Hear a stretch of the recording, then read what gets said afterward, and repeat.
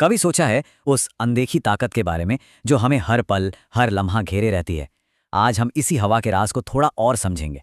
ये हमारी पृथ्वी का एक सुरक्षा कवच है, एक अदृश्य कंबल। ये सवाल है तो बड़ा अजीब सा, है ना, कि भाई जो चीज हमें दिखाई ही नहीं देती वो जिंदगी का आधार कैसे बन सकती है।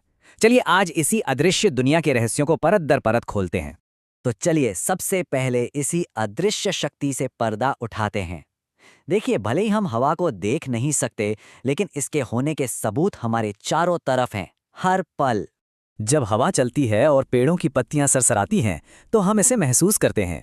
जब कोई फिरकी गोल गोल घूमती है, तो हम इसके असर को देखते हैं।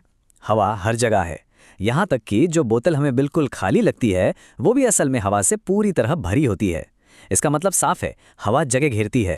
पृथ्वी के चारों ओर लिपटी हवा की इसी पतली सी परत को हम वायुमंडल या एटमॉस्फेयर कहते हैं। और पता है हैरान करने वाली बात क्या है?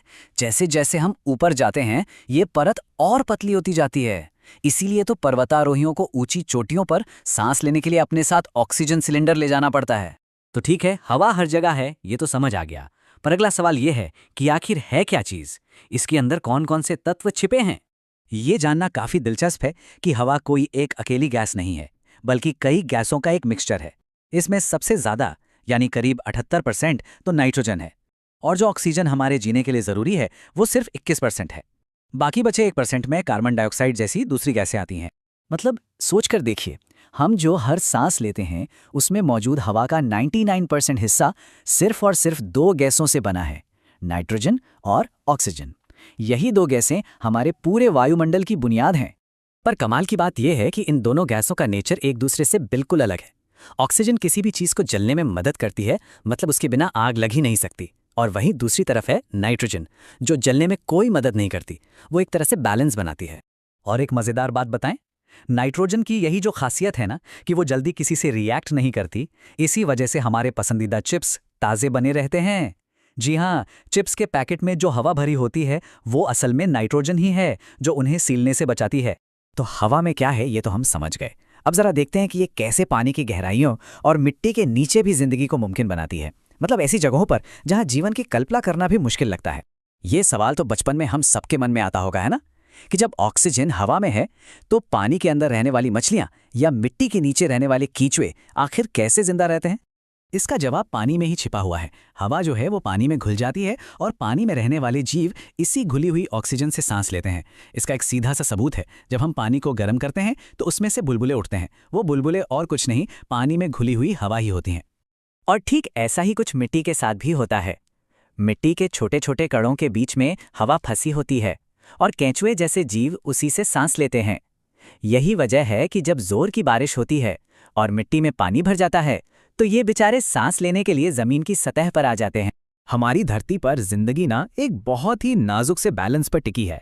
वायुमंडल में गैसों का ये जो लेवल है वो करोड़ों सालों से लगभग एक जैसा बना हुआ है। पर यह होता कैसे है? इसका जवाब छिपा है कुदरत के एक बहुत ही खूबसूरत साइकिल में। देखिए, हम इंसान और सारे जानवर सांस लेते वक्त ऑक्सीजन अंदर लेते हैं और कार्बन डाइऑक्साइड बाहर छोड़ते हैं।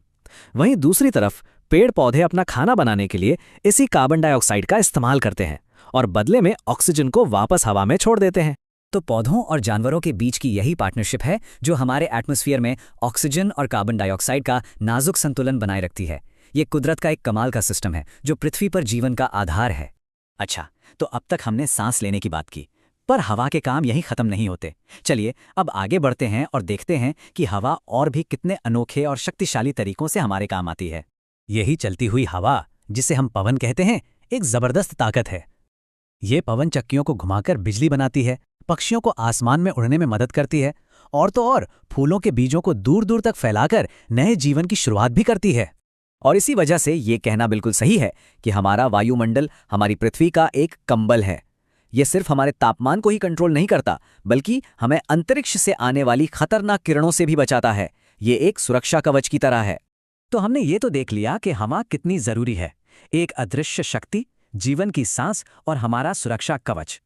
अब सबसे बड़ा सवाल ये उठता है, हम सब मिलकर इस अनमोल जीवन देने वाले कंबल की रक्षा आखिर कैसे कर सकते हैं? ये एक ऐसा सवाल है जिस पर हम सभी को सोचना चाहिए।